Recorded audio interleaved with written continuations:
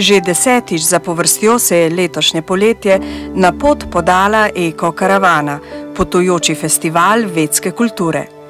Z geslom Od čiste zavesti do čistega srca in čistega življenjskega okolja ter lepih medsebojnih odnosov, karavana opozarja tudi na okoljska vprašanja.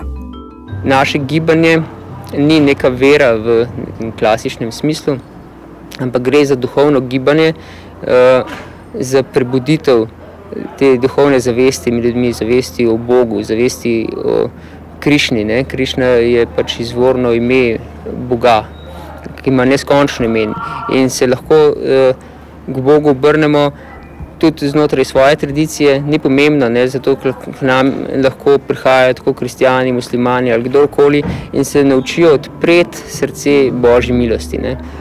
Naše načelo je visoko razmišljanje in preprosto življenje. In ker če si zakompliciramo življenje, potem zelo težko razmišljamo o višjih stvareh.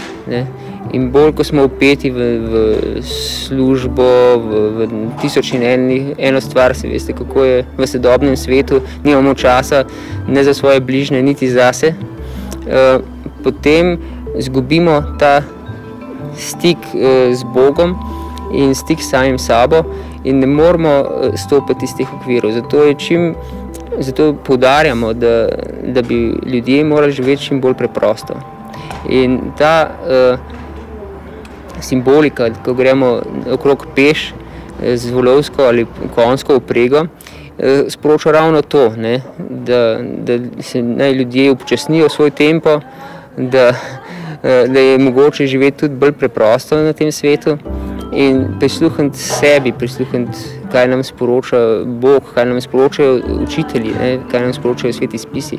Onesnaženo okolje povzroča onesnažena zavest, pravijo v skupnosti in poudarjajo, da bo narava čista takrat, ko bo čista naša zavest. Če nimamo čiste zavesti, se lahko odločimo, da bomo očistili cel svet, vse nesnage, ampak ker bomo v srcu še vedno nosili pohleb, zavist, poželenje in druge umazanije, bomo vse nazaj spet onesnažili, še bolj ponavadi, kot je bilo prej. Zato, ker nismo očistili izvora vse onesnaženosti, to je svoje srce. Ko se tega zavemo in najdemo vsi ljudje to skupno središče, ki je v Bogu, da ne iščemo središče v sebi, v človeštvu, v kakšni zavesti, ki izključuje nekoga. Tudi če smo ljubitelji človeštva, potem še zmeraj izključimo druga živa bitja iz svojega sicer širokega spektra, ampak ni to vseobsegajoče. Vseobsegajoče je samo Bog, ki vsebuje vsa živa bitja, in mi smo delec Boga. In samo če se posvetimo ljubečemu služenju Bogu, imamo vsi to skupno središče, lahko zaživimo v miru in ljubezni in slogi.